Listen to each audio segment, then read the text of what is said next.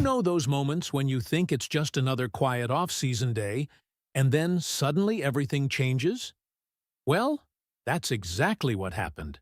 There are a few major updates that could have a real impact on the Seahawks, and honestly, some of this caught a lot of people by surprise. So let's get right into it, because there's a lot to talk about. And every single one of these developments could end up being a bigger deal than most fans realize. But first, make sure to click the like button and write "Go Hawks" in the comments.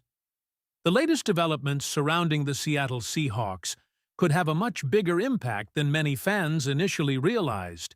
And everything starts with what happened around the NFL involving defensive tackle Devonte Wyatt. While the news itself was about another franchise, the ripple effect immediately creates an important conversation in Seattle, because Leonard Williams is entering the final year of his current contract, and every major defensive tackle extension around the league now becomes part of the discussion about what his next deal could look like. That is exactly why this situation deserves attention, because every new contract signed by a player at the position helps establish the market that teams must work with when negotiating future extensions. The Packers reached an agreement with Devonte Wyatt on a 3-year contract worth $57 million, including a significant signing bonus. At first glance, that might appear to have nothing to do with the Seahawks, but when you take a closer look, it becomes clear why this matters. Leonard Williams remains one of Seattle's most productive defensive players, and the organization is widely expected to pursue an extension at some point. The fact that no agreement has been announced simply means those conversations have not reached the finish line yet. But every new benchmark around the league increases the importance of finding the right balance between player value, contract length, and financial commitment. Looking strictly at production, the comparison becomes extremely interesting. Wyatt had an impressive season despite appearing in only 10 games. His ability to generate pressure while also contributing against the run highlights why interior defensive linemen continue to become some of the highest-paid defenders in football. The position has evolved dramatically. Teams no longer want defensive tackles who specialize in only one aspect of the game. The elite players are expected to stop the run consistently, while also creating disruption as pass rushers. And that combination is exactly what drives contract values higher every offseason. When the conversation shifts back to Leonard Williams, the argument becomes even stronger. His production over the past 2 seasons in Seattle has demonstrated exactly why he remains one of the franchise's most valuable defensive pieces.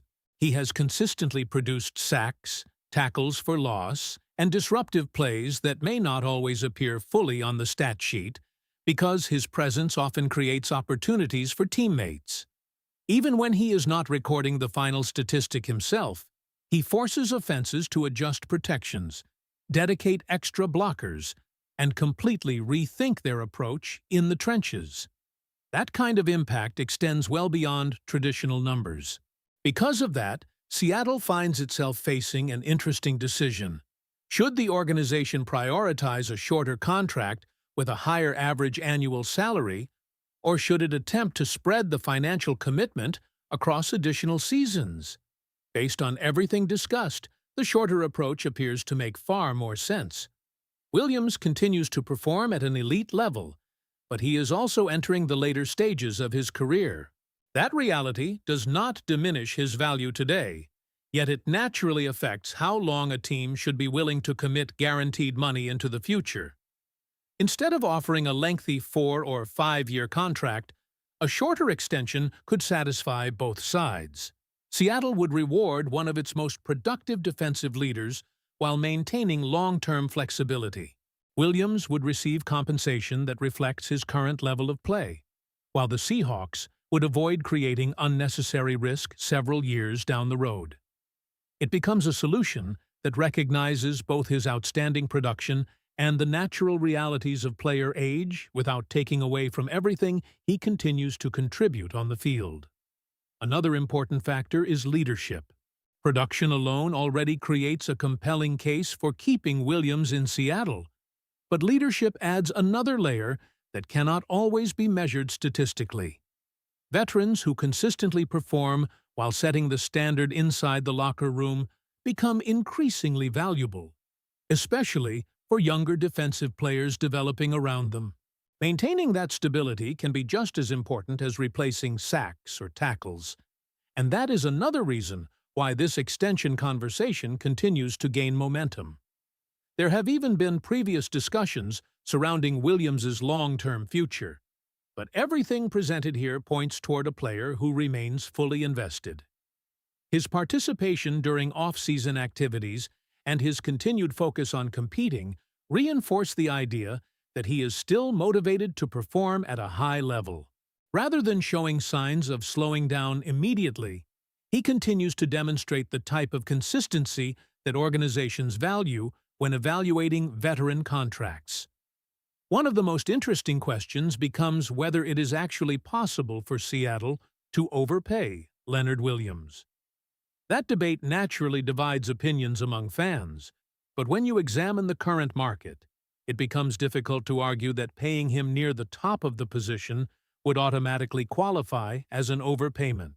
The market itself continues moving upward, and productive interior defensive linemen are becoming increasingly expensive every season. Unless an extension reached historically unprecedented numbers, rewarding one of the defense's most impactful players would simply reflect the realities of today's NFL marketplace rather than representing reckless spending. While contract discussions dominated much of the conversation, they were not the only development involving the Seahawks. Another noteworthy update came from a reported workout involving cornerback DeAndre Prince. Although his name may not immediately stand out to every fan, the workout itself provides insight into how Seattle continues evaluating depth across the roster. Prince has spent time moving through different football opportunities, including the UFL, and brings intriguing physical traits, including impressive speed and solid size for the position. That does not necessarily mean a signing is imminent. Instead, the workout appears to represent the kind of due diligence successful organizations perform throughout the offseason. Teams constantly evaluate available talent, ensuring they remain prepared if injuries arise or if additional competition becomes necessary before the regular season. Even if no immediate move follows, gathering information today can become valuable later when unexpected roster decisions must be made. The cornerback room remains an area where continued evaluation makes sense. Young players still have opportunities to establish themselves, and bringing in experienced competition for workouts allows Seattle to compare available options without making immediate commitments. That process reflects preparation rather than panic, giving the coaching staff additional information while preserving flexibility as training camp approaches. Then, just as those discussions were wrapping up, another major announcement generated excitement across the fan base. The Seahawks officially learned when they will appear on HBO's Hard Knocks, with the premiere scheduled for Tuesday, August 4th. That announcement instantly adds another layer of anticipation heading into training camp. The opportunity for fans around the league to see the organization from behind the scenes creates excitement not only for Seattle supporters, but also for football audiences interested in watching how the team operates throughout one of the most important periods of the year. The early promotional footage already generated enthusiasm by highlighting moments from off-season activities and offering a glimpse into the atmosphere surrounding the team. For Seahawks fans, that represents far more than simple entertainment. It creates an opportunity to watch personalities, coaching methods, player interactions, and daily preparation in a way that is rarely available during a normal season. With training camp approaching, the timing of that announcement could not have created much more excitement. The combination of Leonard Williams's contract outlook, ongoing roster evaluations, and the upcoming Hard Knocks premiere has suddenly made this an incredibly active stretch for Seattle. None of these developments exist in isolation. Together, they paint a picture of an organization preparing for the next stage of the off-season while continuing to evaluate both its present and future. What do you think the Seahawks should do first? Prioritize extending Leonard Williams now, or wait longer before making a final decision on his next contract?